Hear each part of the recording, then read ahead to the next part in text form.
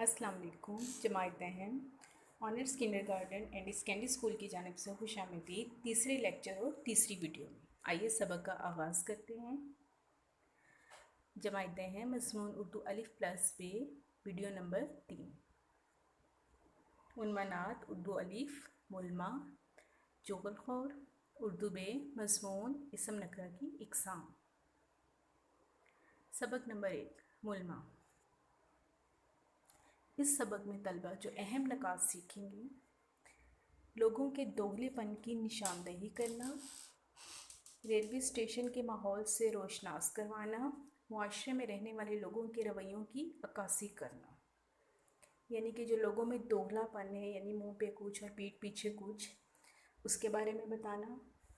اور railway station جو ہے اس کا ماحول کیسے ہے، وہاں کے لوگ جو ہیں ان کے آپس میں کیسی گفتگو ہوتی ہے اس کے بارے میں بات چیت کرنا۔ اور معاشرے میں رہنے والے جو لوگ ہیں جن کی ذہنی سطح ہر ایک کی ایک دوسرے سے مختلف ہے، ان لوگوں کے رویوں کی عکاسی کرنا، یعنی کہ ترجمانی کرنا۔ اہم نکات: انسان کو بناوٹ، ریاکاری اور ملمہ سے کام نہیں لینا چاہیے۔ بناوٹ یعنی کہ انسان کو ویسے ہی دوسروں سے پیش آنا چاہیے جیسا کہ وہ ہے، یہ نہیں کسی کے سامنے کچھ اور کسی کے سامنے کچھ۔ ریاکاری یعنی دکھاوا نہیں ہونا چاہیے۔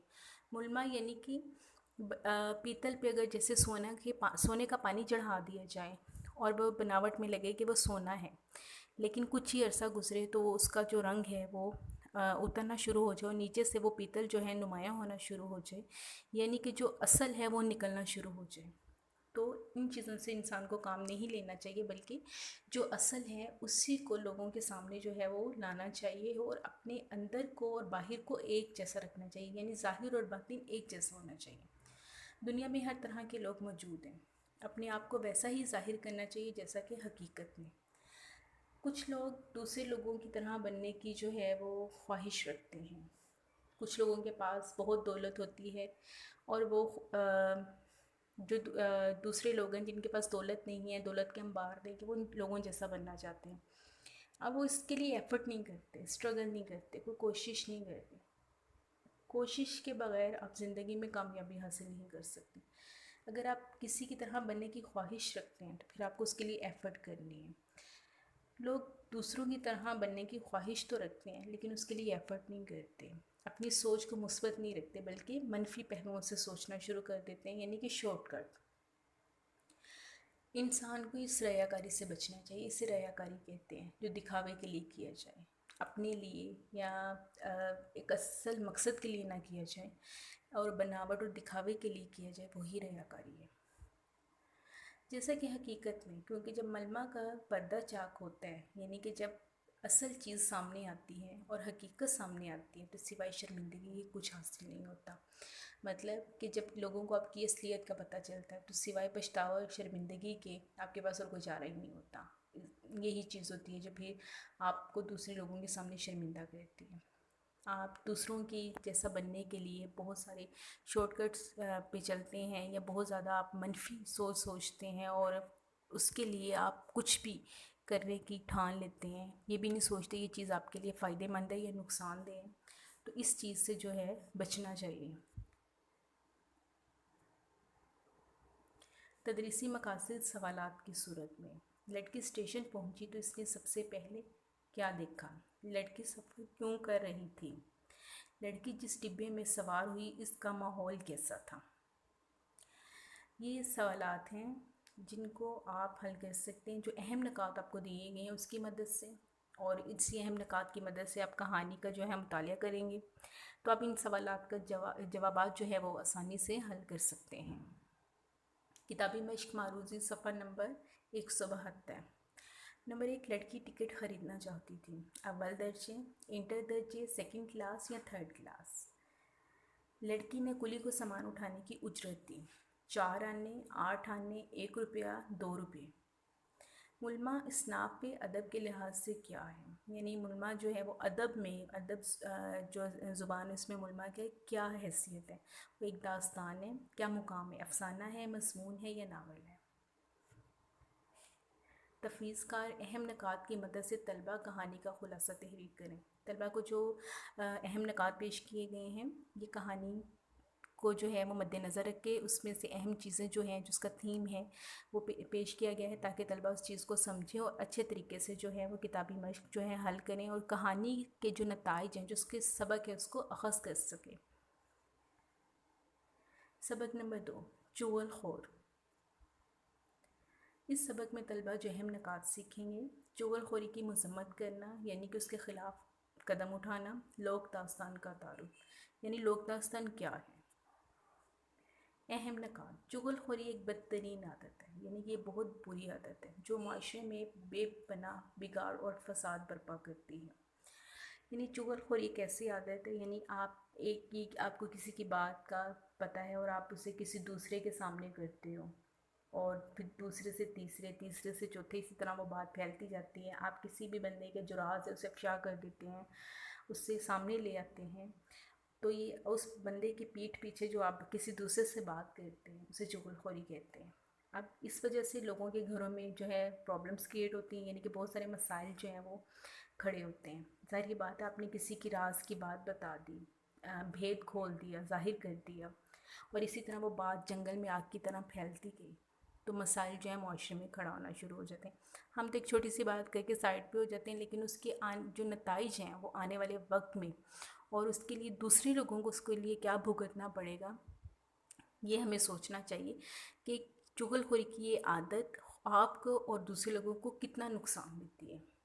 چغل خور دو آدمیوں کے درمیان جھوٹی باتیں کر کے ان میں فساد برپا کروا دیتا ہے، یعنی کہ جسے چغل خوری کی عادت ہو، یعنی ایک کی بات دوسرے کو کر دینا، وہ تو بات کر کے الگ ہو گیا، لیکن وہ ان دو لوگوں کے درمیان جو ہے وہ فساد یعنی لڑائی کی وجہ بن گیا، اور یہ لڑائی کس نہج پہ جا کر ختم ہو یا ختم نہ بھی ہو، تو خود یہ دیکھیں کہ یہاں پہ کیا کیا ہو سکتا ہے۔ لوگوں میں اسی طرح فساد برپا ہوتا ہے، جب فساد حد سے بڑھ جائے تو یہ بات قتل و غارت تک بھی چلی جاتی ہے۔ سم ٹائم ایسا ہوتا ہے، بعض اوقات ایسا ہوتا ہے کہ ہم ایک چھوٹا سی غلطی ہوتی ہے اس کو ہم دہرا لیتے ہیں یا کر لیتے ہیں، لیکن ہم اس کے نتیجے کا نہیں پتہ کہ وہ آنے والے وقت میں ہمارے سامنے کیا چیز ظاہر کریں، اور اس کا انجام جو ہے وہ بہت ہی ہولناک آتا ہے۔ تو کیا اس سے کیا فائدہ حاصل ہوا کہ کچھ لوگوں میں فساد برپا ہو گیا، جو ہے لوگوں کے آپس میں تعلقات خراب ہو گئے اور قتل و غارت ہو گئی، تو یہ بات کہاں تک ختم ہوئی، یعنی کہ عادت کس قدر بری ہے۔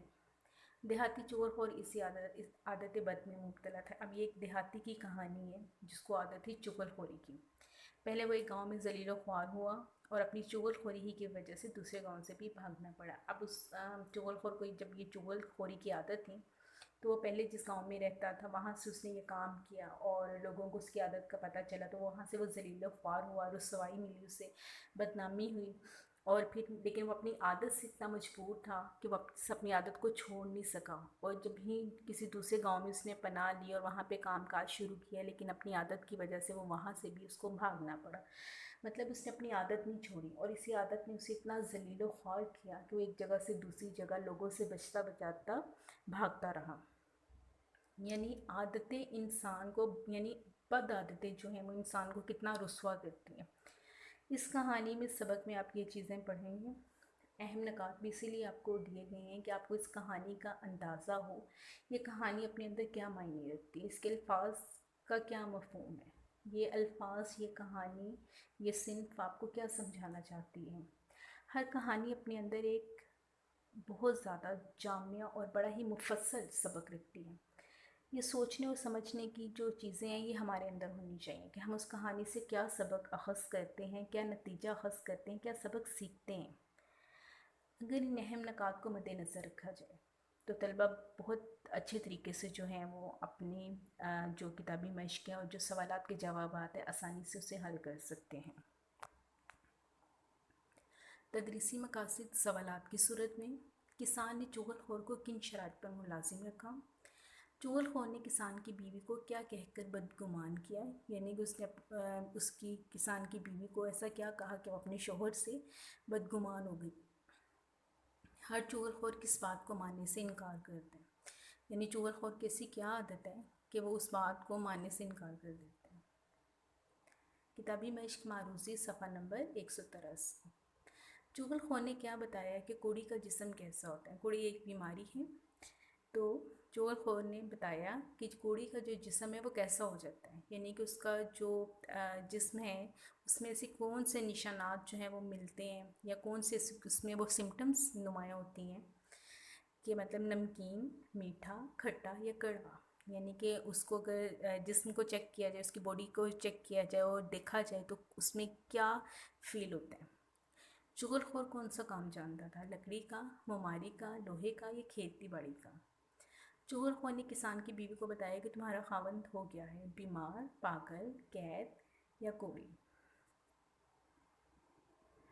تفویض کار اہم نکات کی مدد سے طلبہ کہانی کا خلاصہ تحریر کریں۔ اہم نکات طلبہ کو دیے گئے ہیں، کتابی مشق کو آسانی سے وہ حل کر سکتے ہیں، معروضی دی گئی ہے جس سے وہ کہانی کا اگر متن پڑھیں گے تو وہ آسانی سے اس کو حل کر سکتے ہیں، اور کہانی کا خلاصہ ہی کہانی کی جو اہم باتیں وہ شو کرتا ہے، خلاصہ ہوتا ہی اہم نکات ہے۔ اہم نکات کے بل بوتے پہ آپ کہانی کا جو خلاصہ تحریر کر سکتے ہیں اور کہانی کی بقیہ جو حصے ہیں یعنی کہ جو کتابی مشقوں سے حل کر سکتے ہیں۔ اردو بے مضمون زمزم۔ اس سبق میں طلبہ جو اہم نکات سیکھیں گے: مضمون نویسی ایک فن، مضمون نویسی کے بنیادی عناصر، وسیع مطالعے اور گہرے غور و فکر کی ضرورت۔ مضمون کسی ایک عنوان یا کسی عنوان کو یا کسی ٹاپک کو ایسے لیا جاتا ہے، اس کے بارے میں آپ نے پوری تاریخ کو بتانا۔ جیسے مثال کے طور پر ہم مضمون کہہ رہے ہیں قائد اعظم، اب قائد اعظم ہے، قائد اعظم کا نام آیا تو ذہن میں آیا قائد اعظم کون تھے، سب سے پہلی بات کیا کرتے تھے، کہاں پیدا ہوئے، کس جگہ سے ان کا تعلق تھا، عادتیں کیسی تھیں، زندگی میں کون سے کارنامے سر انجام دیے۔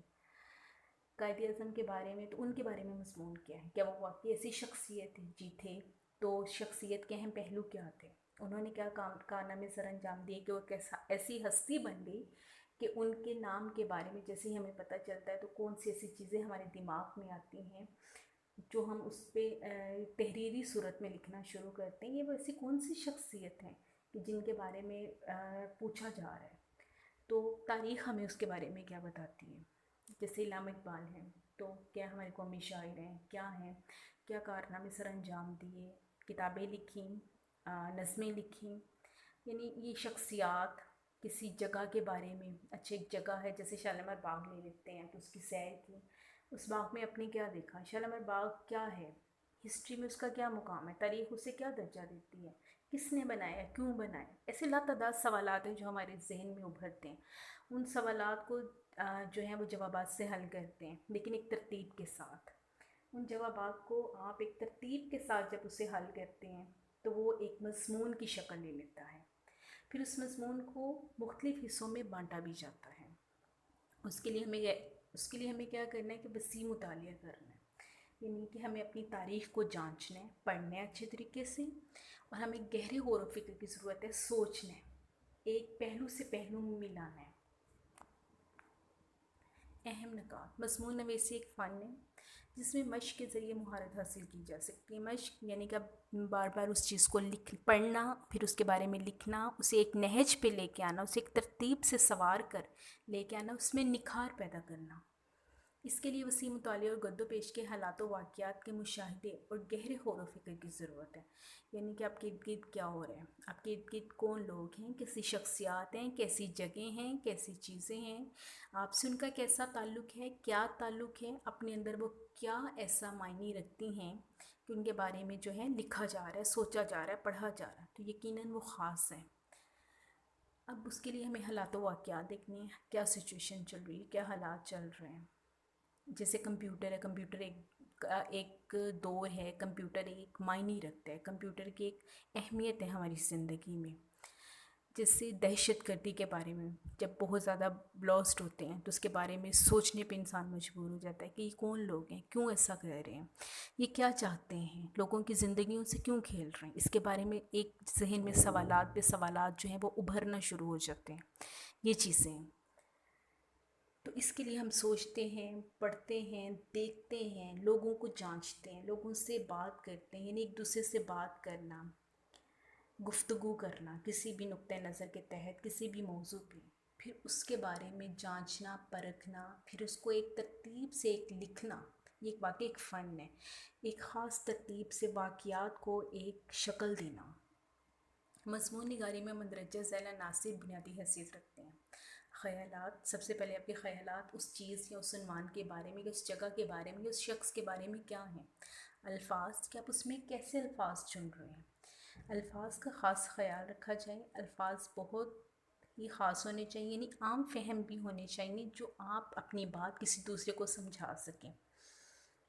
جب آپ کسی چیز کو لکھتے ہیں تو آپ کو لوگوں کے لیے لکھتے ہیں، آپ کو لوگوں کو مد نظر رکھ کے، ان کی ذہنی سطح کو مد نظر رکھ کر لکھنا پڑتا ہے، جو آپ کے اس پوائنٹ آف ویو کو، آپ کے نظریات کو سمجھ سکیں۔ کسی کو اپنی بات سمجھانے کے لیے آپ کو اس کی سطح پہ جانا پڑتا ہے۔ اگر آپ اس کے لیے میں صوفیہ کرام کی بھی مثال دوں تو آپ دیکھیں کہ صوفیہ کرام نے جو زبان لی وہ پنجابی کی زبان تھی، انہوں نے جو شاعری کی وہ پنجابی میں، جیسے حضرت داتا گنج بخش، ان کے بارے میں ہم بات کریں، بابا بلے شاہ، اس طرح کی شخصیات، صوفی لوگوں کی شخصیات کو ہم جو ہے وہ مد نظر رکھیں تو ہمیں اندازہ ہوگا کہ ان لوگوں نے پنجابی زبان کا استعمال کیا ہے، کیونکہ لوگ پنجابی جانتے تھے، انہیں اپنی بات پہنچانی تھی، اپنے مذہب کا پرچار کرنا تھا، تو وہ کیسے کریں کہ انہوں نے لوگوں کی زبان میں ان سے بات کی، یعنی انہوں نے اپنا پیغام ان کی زبان میں ان کو دیا اور خاصا مقام حاصل کیا۔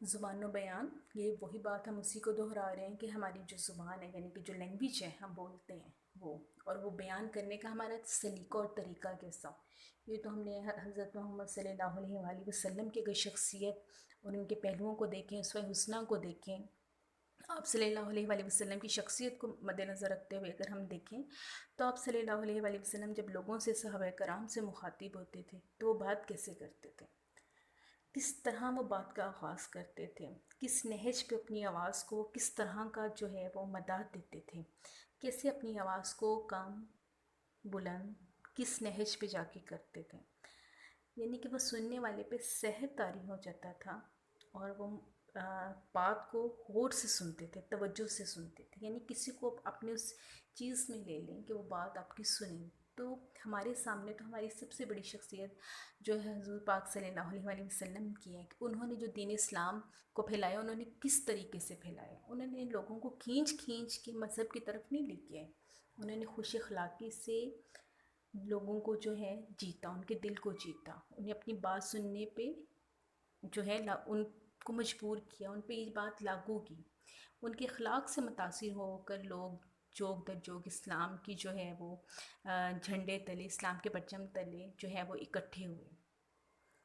ترتیب، پھر جب آپ ان ساری چیزوں کو اکٹھا کرتے ہیں پھر آپ اس کی ترتیب لگاتے ہیں۔ جیسے اگر آپ قائد اعظم کا بھی مضمون لکھنے بیٹھیں تو سب سے پہلے آپ نے یہی سوچنا ہے کہ قائد اعظم کون تھے، کیا تھے، کہاں پیدا ہوئے، کہاں رہائش تھی، تعلیم حاصل کی تو کتنا پڑھے، کہاں سے پڑھا، پھر ان کے کارنامے، زندگی میں ان کی اہم جد و جہد، کس لیے کیا کیا، لوگ ایسی کیا جد و جہد کی کہ ایک وہ اتنے سالوں کے بعد بھی زندہ ہیں، کیا ایسا کام کیا، ان کی سیاسی شخصیت تھی، سیاست میں انہوں نے کیا کام تھے، معاشرتی کیا رول تھا ان کا معاشرے میں، یہ ساری چیزیں، پھر وہ کیا حیات ہیں تو مزید کیا کریں، اگر وہ اس دنیا سے چلے گی تو کب کے، کہاں پہ ان کو دفن کیا گیا، آج بھی ان کا کیا مقام ہے، تو ان کو آپ نے ایک ترتیب سے لکھنا ہے۔ آپ ایسا نہیں لکھ سکتے کہ پہلے آپ ان کی موت کی بات کریں، موت کا بیان کریں کہ وہ کراچی میں ہیں یا انہیں وہاں دفن کیا گیا، اس کے بعد آپ ان کی پیدائش کا لے لیں، اس کے بعد ان کے کارناموں کا، تو یہ کوئی ترتیب نہیں ہے، یہ اس چیز کے حسن کو خراب کر دے گا، یہ الفاظ کو، اس کے مفہوم کو بے معنی بنا دے گا۔ لیکن اگر ہم انہی چیزوں کو ترتیب سے لکھیں گے تو یہ چیز کو بہت ہی خوبصورت کر دے گا، یعنی نکھار دے گا۔ عام ہدایات، مضمون لکھنے سے پہلے موضوع کے تمام پہلوؤں پر غور کرنے کے بعد خیالات کو ایک ترتیب سے جمع کر لیں، یعنی کہ جو آپ کی سوچ ہے، جو آپ نے مواد اکٹھا کیا ہے اس کو ایک ترتیب لگا لیں، اور پھر اسی ترتیب کے مطابق مضمون سمجھنا شروع کر دیں۔ مضمون کی ترتیب کا خیال رکھیں، آگے کی بات پیچھے اور پیچھے کی بات آگے لکھنے سے مضمون بے ربط ہو جاتا ہے، وہی بات جو پہلے دہرائی گئی کہ اگر ہم پہلے کی آغاز کی بات کو درمیان میں لے جائیں یا اختتام میں لے جائیں تو مضمون بے ربط ہو جائے گا، یعنی اس کا لفظوں کا آپس میں سے تعلق ختم ہو جائے گا، ایک تسلسل ختم ہو جائے گا۔ مضمون میں ایک بار کو بار بار نہ دہرائیں، مضمون میں موقع محل کے مطابق قرآن مجید کی آیات و احادیث اقوال و اشعار استعمال کریں، کہ اگر آپ مضمون لکھ رہے ہیں تو اس میں اگر آپ کسی جگہ اس ترتیب کے لحاظ سے مضمون میں جو بات کہی جا رہی ہے اس کے حوالے سے اگر آپ قرآن مجید کی کوئی آیت، کوئی حدیث آپ صلی اللہ علیہ وآلہ وسلم کی یعنی کہیں بھی بات لکھنا چاہ رہے ہیں، یا کوئی قول لکھنا چاہ رہے ہیں، یا کوئی شعر لکھنا چاہ رہے ہیں، تو آپ نے اس کو کس طرح استعمال کرنا ہے، یعنی آپ کو اسی موضوع کو مد نظر رکھتے ہوئے وہ چیز لکھنی ہے۔ جو حوالہ دینا اسے الگ اور نمایاں کر کے لکھیں، مطلب اگر آپ انہی میں سے کوئی چیز استعمال کر رہے ہیں، لکھ رہے ہیں، جیسے کوئی آیت، کوئی حدیث، کوئی قول، کوئی شعر، تو پھر اس کو پرومیننٹ کریں، یعنی کہ اسے نمایاں کریں تاکہ وہ پرومیننٹ ہو، الگ سے وہ دکھائی دے۔ یعنی اس کے لیے آپ کو واوین کا استعمال کرنا ہے، جسے ہم انگلش میں انورٹڈ کوماز کہتے ہیں، جو اس چیز کی خاصیت کو ظاہر کیا جاتا ہے، اس کی اسپیشلٹی کو، یعنی کہ خاصیت کو، اس کے ایک الگ مقام کو ظاہر کرتے ہیں۔ مضمون کے عنوان کے لحاظ سے اہم نکات، اس سے پہلے ہم نے جو ہم نے ڈسکس کیا ہے وہ مضمون لکھنے کے طور طریقے تھے موضوع کے حوالے سے، لیکن اب جو ہمارا مضمون ہے اس کا عنوان کیا ہے؟ زمزم ہے، تو اس کے بارے میں ہم نے جو ہے اہم نکات جو ہیں وہ ڈسکس کرنے ہیں۔ زمزم، مضمون ہے زمزم، آپ نے زمزم کا نام سنا ہوگا، یہ آب زمزم ہے یعنی پانی ہے، لیکن اس کے سب سے پہلے معنی کیا ہے؟ رک جانا، ٹھہر جانا۔ اللہ کے حکم سے جب حضرت ابراہیم علیہ السلام نے حضرت حاجرہ علیہ السلام اور حضرت اسماعیل علیہ السلام کو مکہ کے صحرا میں چھوڑا جہاں پانی کا نام و نشان نہیں تھا، حضرت اسماعیل علیہ السلام پیاس کی شدت سے رونے لگے۔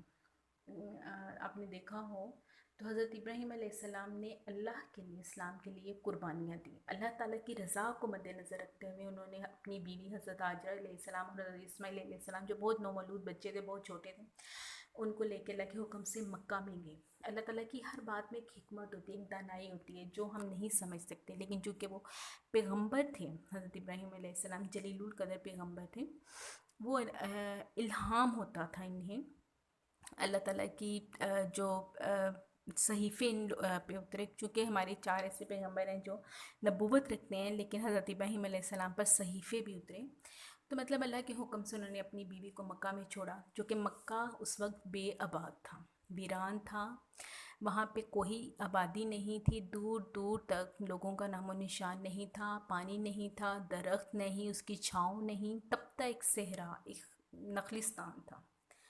حضرت اسماعیل علیہ السلام پیاس کی شدت سے رونے لگے، اب وہ چونکہ بہت چھوٹے بچے تھے، بہت گرمی تھی، صحرا میں تو ویسے ہی بہت گرمی ہوتی ہے، اب وہ پیاس کی شدت سے رونے لگے لیکن پانی نہیں تھا۔ حضرت اسماعیل علیہ السلام روتے روتے ایڑیاں رگڑنے لگے، چونکہ وہ حضرت حاجرہ علیہ السلام ماں تھی، ان سے برداشت نہیں ہو رہا، وہ ادھر ادھر جو تھی وہ بھاگ رہی تھی، دیکھ رہی تھی کہ کہیں مجھے پانی کا کوئی نام و نشان ملے اور میں اپنے بیٹے کو پانی پلاؤں، لیکن ایسا نہیں تھا، اور حضرت اسماعیل علیہ السلام پیاس کی شدت سے، اس قدر شدت سے وہ رونے لگے کہ وہ پاؤں زمین پر مارنے لگے، یعنی وہ ایڑیاں رگڑنے لگیں، جیسے ایک چھوٹا سا بچہ کرتے ہیں اپنی فیلنگز کو بتانے کے لیے، کیونکہ وہ بول نہیں سکتا، تو وہ اپنے رونے سے جو ہے اپنی اس تکلیف کو جو ہے وہ بتاتا ہے۔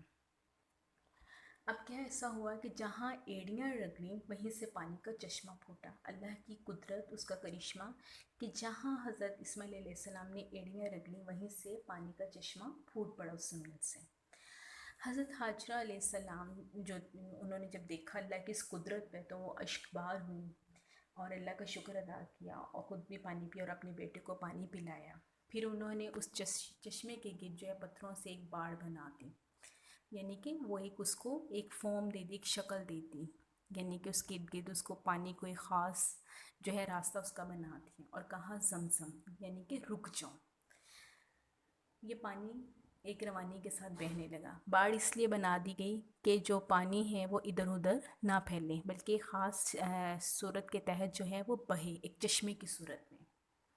آہستہ آہستہ مکہ شہر آباد ہونے لگا، اب چونکہ وہاں پہلے پانی نہیں تھا، آبادی نہیں تھی، لیکن کیا جب وہاں پہ پانی دیکھا اور جو مسافر وہاں سے گزرتے تھے، جب انہوں نے دیکھا کہ یہاں پانی ہے، تو وہ ہے کہ وہ لوگ جو ہے وہاں پہ ان لوگوں نے جو ہے خیمے لگانے شروع کر دیے، اور آہستہ آہستہ وہاں پہ آبادی بننے لگی، لوگ رہنے لگے، خیموں سے گھروں کی شکل بننے لگی، تو مکہ شہر آباد ہو گیا۔ مسلمان حج اور عمرہ کی سعادت کے لیے جاتے ہیں اور زمزم سے بھی مستفید ہوتے ہیں۔ اب زمزم وہ پانی قدرتی پانی ہے جو ایسے ایک چشمے کی صورت میں زمین سے پھوٹا حضرت اسماعیل علیہ السلام کی ایڑیاں رگڑنے سے۔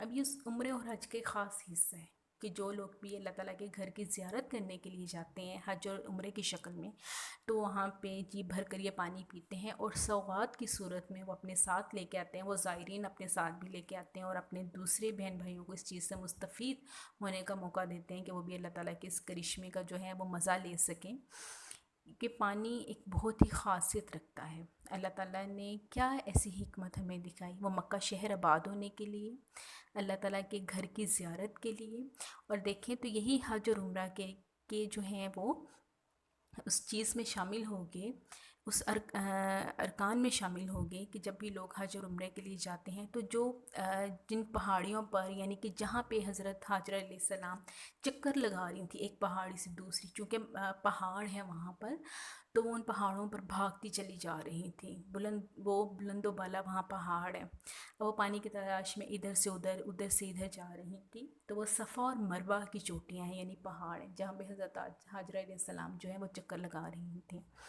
اور حج اور عمرہ میں جو ہے وہی ایک خاص رکن بن گئے ہیں کہ ہم انہی کی جو سنت کی جو ہے وہ پیروی کرتے ہیں، انہی کو ہی ہم عمل پیرا ہوتے ہیں، اور وہاں پہ ہم یہ جو ہیں جاتے ہیں اور وہاں پہ ان کی اس چیز کو جو ہے وہ پورا کرتے ہیں اور زمزم سے مستفید ہوتے ہیں۔ تو اگر ہم اللہ تعالیٰ کے کرشموں کو، اس کی قدرت کو سمجھیں تو ہم حیران رہ جائیں کہ اللہ تعالیٰ اپنے بندوں کو کیسے اور کس طرح نوازتا ہے، اور کس طرح وہ اپنی قدرت ہم تک پہنچاتا ہے، اپنے کرشمے پہنچاتا ہے۔ تدریسی مقاصد سوالات کی صورت میں زمزم کے کیا معنی ہیں؟ مضمون نویسی کے عناصر کیا ہیں؟ مضمون نویسی کے لیے گہرے غور و فکر کی کتنی اہمیت ہے؟ تفویض کا طلبہ اہم نکات اور ہدایات کی روشنی میں مضمون تحریر کریں۔ طلبہ کو مضمون لکھنے کے طریقے سمجھا دیے گئے، اہم عناصر دے دیے گئے، اہم نکات دے دیے گئے، اور مضمون جو ایک موضوع کے لحاظ سے اس کا بھی طریقہ بتا دیا گیا کہ طلبہ اگر ان چیزوں کو اپنے ذہن میں رکھیں اور ذہن نشین کر لیں تو کسی بھی موضوع کے حوالے سے وہ آسانی کے ساتھ مضمون لکھ سکتے ہیں۔ ہاں، اس موضوع کے حوالے سے آپ کو مواد مٹیریل اکٹھا کرنا ہوگا، گہرا مطالعہ کرنا ہوگا، بکس سے جو ہے وہ پڑھنا ہوگا، دیکھنا ہوگا، حالات و واقعات کو جانچنا ہوگا، اپنی تاریخ سے واقفیت حاصل کرنی ہوگی، تو آپ اچھے طریقے سے جو ہے وہ مضمون لکھ سکتے ہیں۔ اردو میں دوسرا جو ہمارا ٹاپک ہے عنوان اسم نکرہ کی اقسام۔ اس سبق میں طلبہ جو ہم نکات سیکھیں گے: اسم نکرہ کی تعریف، اسم نکرہ کی اقسام، روزمرہ جملوں میں اسم نکرہ اور اس کی اقسام کا استعمال۔ اہم نکات: اسم نکرہ کسی بھی عام شخص، چیز یا جگہ کے نام کو اسم نکرہ کہتے ہیں۔ اب اسم نکرہ کیا ہے؟ سب سے پہلے اسم، جیسے کہ ہم پڑھتے چلے آ رہے ہیں، ہمیں اس چیز کا اندازہ ہے کہ کسی بھی جگہ، چیز، شخص، جانور، پودے، یعنی اس دنیا میں اللہ تعالیٰ نے جو بھی مخلوقات بھیجی ہیں، جو بھی چیزیں ہیں، جگہیں ہیں، سب ایک اپنے اندر ایک شخصیت کا پہلو رکھتی ہیں۔ شخصیت سے کیا مراد ہے؟ کہ وہ اپنی ایک الگ پہچان رکھتی ہیں، اور پہچان کس سے ہوتی ہے؟ نام سے ہوتی ہے۔ آپ کسی چیز کو دوسرے سے ممتاز کیسے کرتے ہیں؟ نام سے کرتے ہیں۔ اللہ تعالیٰ نے ایک کو دوسرے سے ممتاز کیا ہے، آپ کو اپنی ذات کے اندر ہی جامع بنایا ہے، تو وہ آپ کی پہچان ہے، وہ آپ کا نام ہے۔ اب نکرہ ہے تو نکرہ سے کیا مراد ہے؟ کہ یعنی ایسا نام، یعنی کہ اگر ہم بات کر رہے ہیں لڑکا، یعنی لڑکا بات کریں کہ بہت سارے کلاس میں ہیں تو لڑکے بیٹھے ہوئے ہیں۔ اب کیا ہے کہ کلاس میں ہم بات کریں کہ جماعت میں بہت سارے جو ہیں وہ لڑکے بیٹھے ہوئے ہیں، بہت سارے طلبہ بیٹھے ہوئے ہیں۔ اب اس میں کسی کو خاص نام سے نہیں بلایا جا رہا، علی، احمد، اکرم، اسلم نام سے نہیں بلایا جا رہا، لڑکوں کے حوالے سے بات کی جا رہی ہے، تو وہ بہت سے لڑکے ہیں، تو یہ نکرہ ہے۔ ہاں، اسم ہے لیکن نکرہ ہے، خاص نہیں ہے، کسی کو اس کے نام کے حوالے سے جو ہے وہ اس کی نشاندہی نہیں کی گئی ہے۔ اب باغ کی بات کریں تو جی احمد باغ میں گیا، ایک لڑکا باغ کی سیر کرتا ہے۔ اب لڑکا بھی ہے اور باغ کون سا ہے؟ ایک باغ کی بات ہے، لیکن اس کا نام نہیں ہے، اس کو اسپیسیفائی نہیں کیا گیا، اس کو خاصیت نہیں دی گئی، تو ایک عام چیز ہے۔ جی اسی طرح آگے ہم اسم نکرہ کی اقسام پڑھیں گے۔ اسم نکرہ کی 6 اقسام ہیں: حاصل مصدر وہ اسم جو مصدر کی کیفیت کو ظاہر کرے، مثلاً تھکن، بناوٹ، گرج وغیرہ. جیسے میں تھک گیا. تھک سے کیا ذہن میں آتا ہے؟ کیا ہوا ہے آپ کو؟ آپ کی کیفیت کیا ہے؟ تھکن ہو گئی ہے.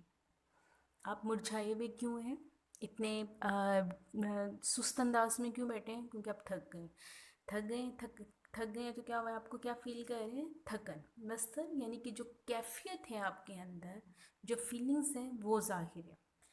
بہت پھرے آج، بہت شاپنگ کی، مارکیٹ گئے، خریدا، سامان خریدا، اس سے کیا ہوا؟ آپ تھک گئے. کوئی آپ سے پوچھے کیسا محسوس ہو رہا ہے؟ کیا ہو رہا ہے؟ بہت تھکن ہو رہی ہے. ایک کیفیت کو ظاہر کیا جا رہا ہے. آپ بیمار ہیں، تکلیف کا احساس ہو رہا ہے. جب آپ سے پوچھا جائے کیا محسوس ہو رہا ہے؟ تکلیف، بیماری، درد. تو یہ جو کیفیت کو ظاہر کرتا ہے وہ حاصل مصدر ہوتا ہے. بناوٹ یعنی کسی چیز کو بنایا گیا. یہ کس نے بنایا ہے؟ یعنی بنانے سے کیا؟ بناوٹ یعنی اس کی وضاحت. اسی طرح نمبر 2 اسم حالیہ ہے. وہ اسم جو فاعل اور مفعول کی حالت کو ظاہر کرے. فاعل یعنی کہ جو کام کر رہا ہے، اور مفعول جس پہ کام کیا جا رہا ہے. جیسے کہ ہم نے پڑھا ہے فاعل کیا ہوتا ہے؟ وہ اسم ہے، لیکن یہ سب سے پہلے استعمال کیا جاتا ہے یعنی کہ جملے میں جو کام کر رہے ہیں، یعنی جو اس میں اہم چیز ہے، جو کام کر رہے ہیں. اور مفعول کیا ہے؟ جس پہ کام کیا جا رہا ہے. جیسے مثال کے طور پہ ہم لیتے ہیں احمد کتاب پڑھ رہے ہیں. اب اس میں اس فائل آپ کو کیا لگے گا کہ کون کام کر رہا ہے؟ احمد کر رہا ہے. احمد کیا کر رہا ہے؟ کتاب پڑھ رہا ہے. کس کو پڑھ رہا ہے؟ کتاب کو.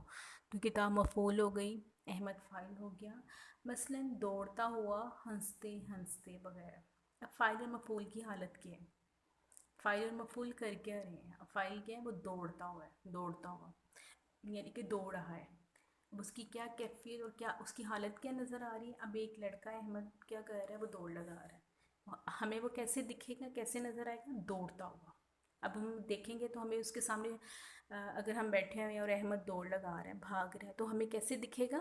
وہ کیا کام کرتا ہوا نظر آئے گا؟ ہمیں دوڑتا ہوا نظر آئے گا. جو دوڑتا ہوا ہے وہ حالت ہے. ہنستے ہنستے. اب علی کیا کر رہا ہے؟ علی بات مجھ سے کر رہا ہے. کس طرح بات کر رہا ہے؟ اس کی حالت کیا ہے؟ میرے سامنے بیٹھا ہوا ہے تو وہ کس پوزیشن میں ہنس رہا ہے؟ ہنستے ہنستے وہ مجھ سے بات کر رہا ہے، یا ہنستے ہنستے اپنی بات جو ہے وہ بتا رہا ہے. تو یہ حالت ہے. حالیہ جو ہے وہ حالت کو ظاہر کرتی ہے.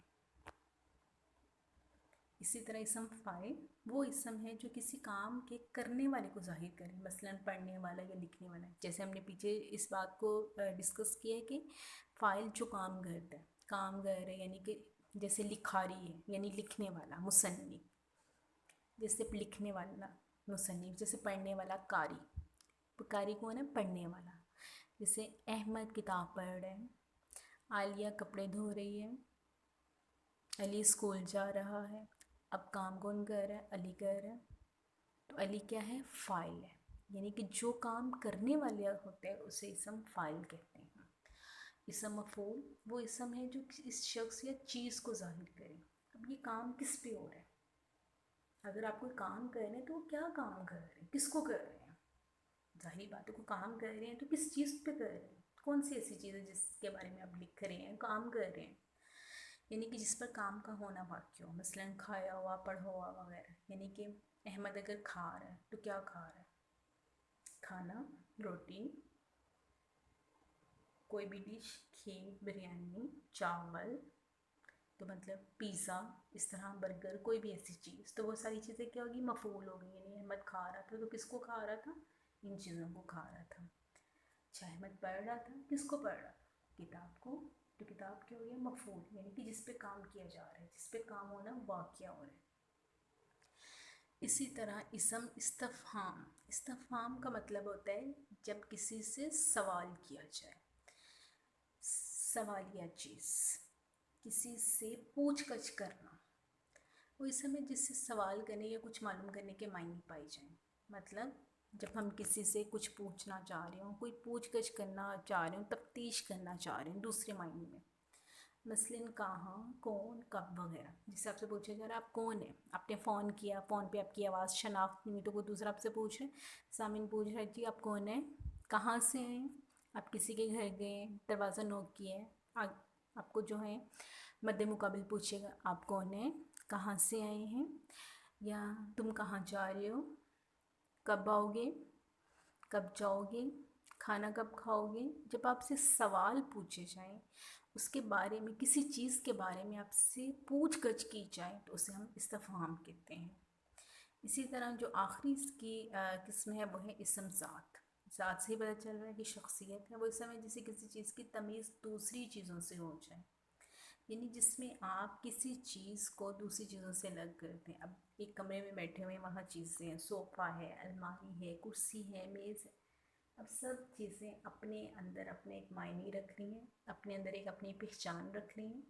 اب میز ہے تو وہ کرسی ہے، اب میز جو ہے وہ الگ ہے، میز کا اپنے ایک معنی ہے، کرسی جو ہے وہ اپنے ایک معنی ہے۔ اب جیسے میں سوال کرتی ہوں آپ کرسی پہ بیٹھ جائیں، میں کہہ رہی ہوں، بات کر رہی ہوں، آپ میز کے اوپر کتاب رکھتے ہیں، تو کرسی کی ایک الگ حیثیت ہے، میز کی ایک الگ حیثیت ہے، کرسی ایک الگ چیز ہے، میز ایک الگ چیز ہے۔ کسی کو کسی دوسری چیز کے ساتھ مدغم نہیں کیا جا سکتا، یا اس کی حیثیت کو کم نہیں کیا جا سکتا۔ ہر چیز اپنا ایک معنی، اپنا ایک وجود اور اپنا ایک نام رکھتی ہے، یعنی کہ یہ ہے کسی چیز کو دوسرے سے اس کا فرق بتانا، کہ یہ جیسے ہم کتابوں کے بارے میں فرق بتاتے ہیں، یہ اردو کی کتاب ہے، یہ انگلش کی کتاب۔ ویسے تو ہم لفظ کتاب ہی استعمال کر رہے ہیں، لیکن تمیز کیسے کر رہے ہیں، یعنی ان کا فرق آپس میں ہم کیسے بتا رہے ہیں کہ یہ اردو کی کتاب ہے، یہ انگلش کی ہے، یہ میتھس کی ہے۔ یہ چیزیں، یہ نام ان کا فرق واضح کر رہے ہیں کہ ہیں کتابیں، کہ بیگ میں بہت سی کتابیں ہیں، لیکن کون کون سی، انگلش، اردو، میتھس، اسلامیات، پاک اسٹڈیز، تو یہ کتابیں ہیں۔ اب یہ ایک کتاب دوسری کتاب سے تمیز جو ہے ہم اس میں کر رہے ہیں، تمیز سے مراد یہی ہوتا ہے جب آپ کسی چیز کا کسی دوسرے کے ساتھ فرق واضح کرتے ہیں، کہ ہر چیز اپنے اندر اپنے ایک مفہوم رکھتی ہے اور خاص مفہوم رکھتی ہے، یعنی کہ ہر ایک چیز کی ذات کو اور اس کی جو شخصیت ہے یا اس کی آپ کہنے حالت ہے اس کو الگ سے بیان کرنا۔ تدریسی مقاصد سوالات کی صورت میں اسم نکرہ سے کیا مراد ہے، اسم نکرہ کی کتنی اقسام ہیں، اسم استفہام سے کیا مراد ہے۔ تفویض کا اسم نکرہ کی اقسام کی مشق کریں۔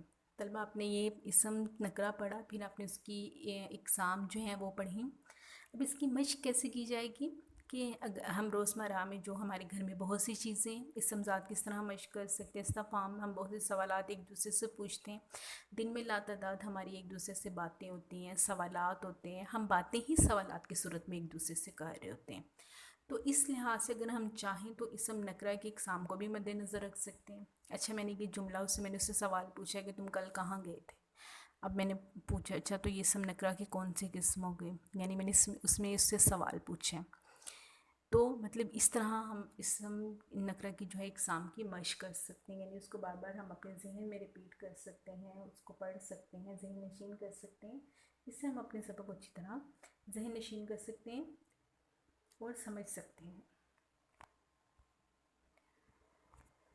ویڈیو دیکھنے کا شکریہ۔